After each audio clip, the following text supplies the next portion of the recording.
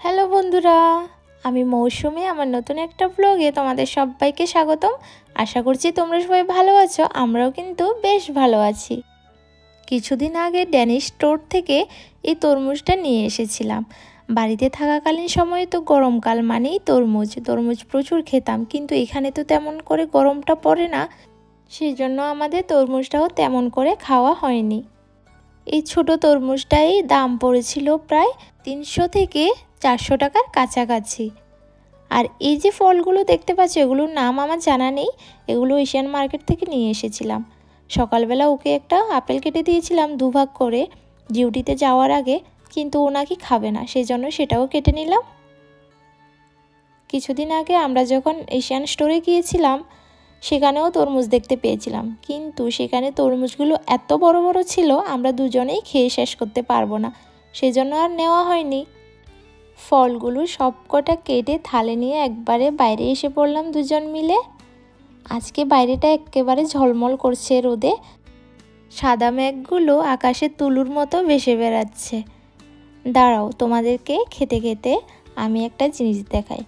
কিছুদিন আগে যে আমি এতগুলো সবজি গাছ লাগিয়েছিলাম, মানে সবজির বীজ লাগিয়েছিলাম, সেগুলো কিন্তু এখন একটু একটু করে বড় হচ্ছে।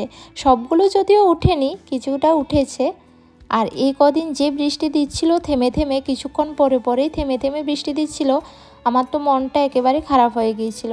ভেবেছিলাম এই গাছগুলো নাকি একবারেই উঠবে না। এখানটায় বেশ কয়েকটা পেঁয়াজ লাগিয়েছিলাম, যদিও পেঁয়াজ লাগাবো এমন কোনো আমাদের চিন্তাধারা ছিল না, বা পেঁয়াজগুলো লাগানোর জন্য কিনে আনিনি, এগুলো খাওয়ার জন্য এনেছিলাম। এখানে ও অন্য সবজিগুলো লাগাচ্ছিল, তো ভাবলাম আমিও পেঁয়াজটা লাগিয়ে দিই। কিন্তু এখানে অন্য সবজিগুলোই উঠেনি, মূলত একেবারেই উঠেনি। জানি না পরে উঠবে কি না। গাজর কিছুটা উঠেছে, তাও আবার এগুলো নাকি হবে না, কারণ সবগুলো এক সাইডে দলা পাকিয়ে বসে আছে। এই যে এখানটায় উঠেছে আবার পালং শাকগুলো ও লাগিয়েছিল। দুদিন ওয়েদারটা ভালো হওয়ায় রৌদ্র উঠেছে দেখে পালং শাকগুলোও কিন্তু চোখ মেলেছে। আমি তো ভেবেছিলাম এগুলো একেবারে নষ্টই হয়ে যাবে, আর উঠবেই না, পচে যাবে।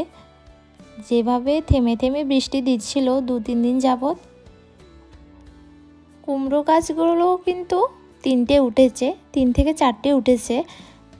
এগুলো লাগিয়েছিলাম প্রায় 10 থেকে 20টার মতো কুমড়োর বীজ লাগিয়েছিলাম, কিন্তু 3-4টেই উঠেছে। বরকটির গাছগুলোও কিন্তু সবকটা উঠেছে। আর এইখানে যে আমি স্ট্রবেরি গাছটা নিয়ে এসেছিলাম বাজার থেকে, গাছটা যখন নিয়ে এসেছিলাম এটা খুবই ছোট ছিল। দিনে দিনে এটা কিন্তু বেশ বড় হয়েছে, কিন্তু এর পাতাগুলো না শুকিয়ে যাচ্ছে একে একে।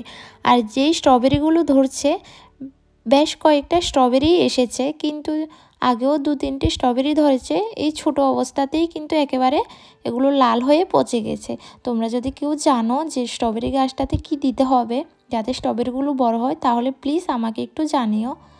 আর এই টবগুলোতেও কিছু না কিছু প্রত্যেকটাতে গাছ উঠেছে।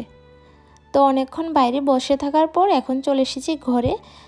ভাবলাম যে টিফিনটা বানিয়ে নিই। এখন বাজে প্রায় 5:30 কি 6টার মতো, আর এখনও কিন্তু একেবারে বাইরে তাকালে মনে হবে যে সবে বিকেলবেলা।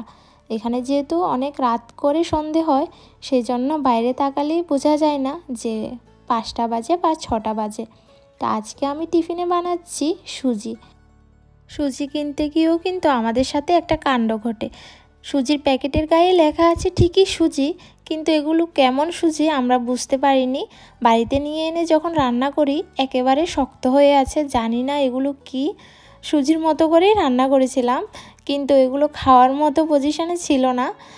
তারপর আর খাওয়া হয়নি, আর প্যাকেটটাও এখনও রয়ে গেছে। এগুলো লাস্ট অবধি ফেলেই দিতে হবে আমাদের।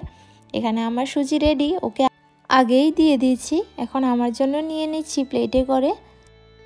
ভিডিওটা এখানেই শেষ করছি। তোমরা সবাই ভালো থেকো, সুস্থ থেকো। আর ভিডিও যদি ভালো লাগে তাহলে লাইক, শেয়ার, কমেন্ট করে জানিও। টাটা।